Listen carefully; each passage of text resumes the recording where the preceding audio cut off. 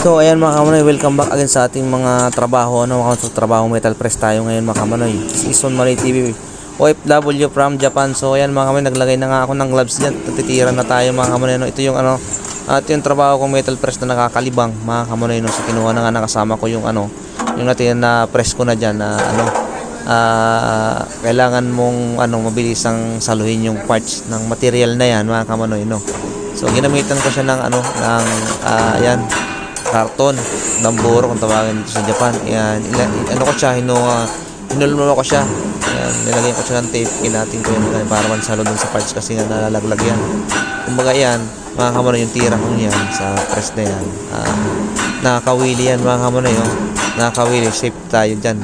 Yung kamay ko dyan. Kumbaga may sensor naman yan mga kamanoy, kita nyo naman yung sensor dyan. Ayan, yung kaliwat kanan dyan, may sensor yan. So, sa hindi pa nga po pala nakakaalam dyan, na ganitong mga metal press. So yan po yung trabaho nating metal press, yung mga yung mga parts ng mga bakal, stainless, yun yung yan yung tinatawag na metal press, kaya tataka kayo yung mga hulma, kaya yung parts ng mga lagayan na kung ano-ano basta gawa sa bakal, ganyan po yan mga kamanoy, din yung ginagawa sa metal press. Ayan yung machine na yan mga kamanoy, yan yung metal press machine. Ayan mga kamanoy, tinatawag dyan so yan yung trabaho ko dito sa Japan. Na-miss ko nga mga kamanoy, na-miss ko maglagay. So ayan, nakatapos na tayo ng isang cut sheet, yan yung material na haba. So lagi mga kamanoy, lalagay tayo ng oil, kalahatian ng material, kasi yung material na yan stainless yan mga kamanoy. So hindi pa nakakaalam ng yan, yan yung pangalan na 304 mga kamanoy, kasi sa mga nasabi ko yan dyan sa mga may alam dyan at sa ganitong trabaho namin ng mga metal press, may mga iba-ibang klase din yung size ng material, so itong material na to 304 yan mga kamanoy. Yan yung hindi kinakalawang, kaya kung nakapansin nyo yung bagsak dyan, lakas kasi nga makunat yan na material, ayan. So dito kung sa Pilipinas mas magandang klase ito. Dito sa Japan kasi halos pare-pare pinaparehas lang nila yan, yung mahal ba, kung baka bibilhin yung mahal mo, mas mahal yan kaysa dun sa may stainless lang na kinakalawang. Ito kasi hindi ito kinakalawang mga kamanoy, kung baka kalawangin man yan, natatanggal din kasi nga siya, nakadesign talaga siya sa stainless, so ayan, ito naman yung mga tira nakakalibang. So ayan na naman, tanggal na naman tayo mga kamanoy. Ganyan lang yung yung trabaho ko na na nakakalibang, yan sa trabaho nating metal press. Ako trabaho metal press as metal press operator in Japan mga kamanoy. So ayun yung trabaho ko na ganyan kalibang. So yan, tinamaan naman yung sensor, yun yung safety natin dyan. Pag natamaan ng sensor, kasi malapit na nga yung pansalo ko, yun nga yung pansalo. Kaya sabi ko sa inyo, nakakalibang na tumira dito, lalo yan, lalo pag bago ka pa lang, magpupursige ka, masala mo yan kung mabilis, kaya aabutin ka ng sensor. So ayan, ako nga medyo, diba, matagal na ako dito, mga mag 8 years na dito sa Japan, ganyan pa rin. Kaya sa mga kamanoy dyan na akala nyo na kahit sobrang tagal ko na sa trabahong yan, nag-aano pa rin yan mga kamanoy. Hindi tayo perfecto, sabi nga ika niya dyan, nobody's perfect, nagkakamali naman tayo dyan mga kamanoy, hindi tayo perfecto. Kaya kahit sabihin na matagal na ako sa alam ko lahat ng trabaho na ganyan, tunga sa akin, alam ko yan, pero hindi ko sinasabi na perfecto, na hindi ako magkakamali po ako dyan mga kamanoy. Sobrang kumpiyansa ko sa sarili ko, na sabi ko hindi lang magkakamali. Ayan, kumbaga may mabilis yung bawi, ayan, makikita mo no good. So yan yung yan yung sinasabi na walang perfecto sa mga ganyang trabaho mga kamanoy. Kahit matagal ka na, ayan yung hindi ko sa trabaho ko, hindi ko pinamayabang na ganyan, sobrang galing ko ninyo, dahil darating yung oras dyan sa trabaho na yan, yan mga kamanoy, kamali ko. Kaya lang tayo, ganyan, focus lang yung timing, yan mga kamanoy. Sabi nga kasi sa Japan, dito yung mga Japanese na mga ganyan, nag-bend ka, tapos yan nga, timing go. Ayan mga kamanoy, kailangan lang timing mo lang yan kung paano masalihin. Tapos yan, nakakalagay dyan, yan yung tira-tira mo dyan mga kamanoy. Nakakalibang tong trabaho na to, pero hindi lahat dyan, yan lang yung na trabaho kung maliliit. So baga yung yan mga kamanoy, yarikata yung galing sa Pilipinas, kasi ganyan yung trabaho ko dati sa Pilipinas, yung gumaganyan kami, kaya yung na-apply ko yan dito. So alam mo naman tayo mga Pilipino, mga flexible tayo dyan mga kamanoy sa trabaho.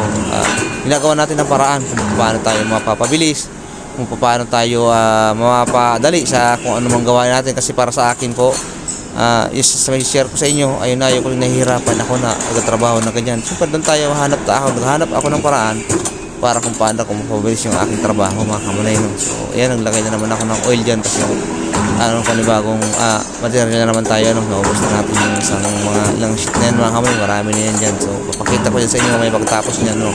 Nasa bandang huli yung ano niyan, tapos kung paano may bend, tapos yung unang process ko na ano lang yan, cutting saka butas, mga kamunay, no? So yan yung yung parts na hindi ko pa hindi kasi ako nag-assemble, kaya hindi ko malaman kung saan to ginagamit. Pero maliit lang ito, mga kamunay, may mga assemble pa ng trabaho namin, assemble pa to, mag-assemble sa ganyang trabaho sa susunod. Kasi ang sunod nito siguro spot na ang sunod dyan, mga kamunay, spot welding. Kumbaga i-assemble na siya doon na may mga kasamang parts siya kung saan sa ganun, mga kamunay. Tingin ko kung ito man ay parts na nasa labas to, yung mga na nakapan sa labas na for kalawangin, ito naman parts na itong ginamit namin dito, hindi ito kinakalawang, kaya tingin ko parang nasa labas ito, mga kamunay, na hindi kinakalawang, no? Yung parts ng mga lahanginan o kailangan man, yan yung siguro ikakabit yan doon. So mamaya pakikita ko sa inyo, mga kamunay, no? Yung niya sa tirahan natin ito, no? So ganyan lang yung gagawin mo sa metal press. Siyempre may mga safety, mayroon naman dyan mga dyan. Kaya naman sa metal press sabi na nakakatakot dahil siyempre yung mga na-aksidente naman kasi dyan, mga kamunay, yung karamihan minsan pinapatay nila yung sensor. Yan po, hindi pinapatay yung sensor niya. Yan, nakikita niyo sa may kaliwa, nandun sa may kaliwa ko, ayan, mga kamunay, nakikita niyo may kulay green, yun yung dilaw na yan na mahaba pataas, yun yung sensor. Kaya pag inabot dyan, kaya binababaan ko lang, mga kamunay, yan yung kamay ko, binababaan ko lang, pasok na ngayon dyan, pa rin yan, mga kamunay, nilalagay, may nakasensor yan. Kaya pag bagsak niya, pag inabot yung kamay ko niyan, yung mga braso ko niyan, automatic mahagip ng sensor, yan, gaya niyan, tigil na naman yung machine dyan. Kahit pababa na yung tigil yan, mga kamunay, kasi yan yung safety guard ng machine natin yan, mga kamunay. Yan yung safety dyan. Kaya pagka ganyan pa naman yung trabaho, malilibang ka talaga kasi yung sasaluhin mo yung material na hindi malaglag, di ba? Parang challenge na rin yung sarili mo na trabaho ka, sinasambot mo, nasasalo mo yung trabaho mo na ganyan. Kumbaga kaya ka malilibang kasi may challenge sa sarili mo na hindi ba iisip mo na hindi mo kailangan malaglag, baka kailangan masalo, tapos may lagay mo sa box na yan, mga kamunay, yan yung parang patungan ko na yan, yung box na yan para ipon na dyan lahat. Ngayon yung sunod niyan, yung second process lang kukuha niya kasi titirahin niya rin dyan, mga kamunay, i-press niya rin sa kabila, i-bend dyan, mga kamunay, isang bend lang yan, isang bend pa yan, mga kamunay, susunod na yan na tirahan. So ayan, tinabutan naman tayo ng sensor. Kung ganyan lang, mga kamunay, yung tirahan natin dyan, kasi talaga kumagana naman dito sa trabaho kong metal press kasi medyo matagal-tagal na din tayo upload ng metal press, kaya yun, mga kamunay, flex ko lang na sinasabi ko na dito sa trabaho ko na to, hindi po ako perfect. Yan po ay kahit na sabi na matagal ka na dito, yung sabi na hindi magkakamali, hindi po totoo yun, mga kamunay. Yung lahat ng ganyan, wala pong perfecto, lahat talaga tayo magkakamali sa trabaho na yan. Kaya ayan, mga kamunay, so ganyan lang ako, ulit lang yung gawin ko na yan. So ayan na, mga kamunay, ito na nga pala yung die na ginamit ko. Ayan, 4 na butas, tapos yung cutting na yan paikot, mga kamunay, ayan yun. So pagkatapos yan, ito na yung natira ko. Ayan, mga kamunay, so ayan yung nakalagay dyan, yung mga natira ko na yan. Ayan, ngayon susunod natin yan, papakita ko naman yan, mga kamunay, yung sunod dyan na process na so ayan yung natira ko, first process yan, mga kamunay, cutting at saka butas, mga kamunay. So sundan natin yan. So ito na nga pala, mga kamunay, yung second process, yan yung bending. So ayan yung makikita nyo, ayan na, nakabend na siya. Ito nyo kanina hindi pa, ayan yan, mga kamunay, nakabend na. Ito din yung maraming tinira, ayan yung mga kamunay, parang pang ipit lang yan, mga kamunay, na kaya yung mga butas na yan, sa mga kamunay natin dyan, hindi po nakakaalam, yun po yung metal press, yun yung mga parts na namin. So maraming po salamat po.